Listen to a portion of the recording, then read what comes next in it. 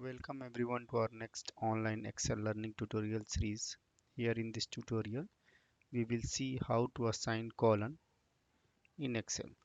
Suppose you can see in column B we have some names written over there, and requirement is that you have to assign column to write to these names. So instead of doing like manually like this, simply we can use one Excel formula.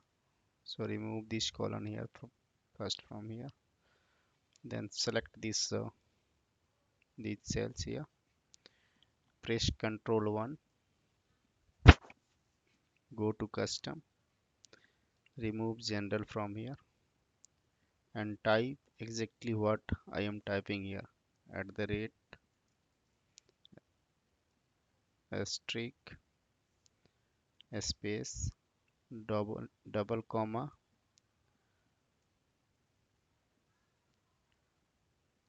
then colon, again double comma, and click on OK. Now you can see the colon is automatically assigned right to the names. So if I type the next one here, then again you can see the colon is coming automatically. So by this way you can assign column in Excel quickly.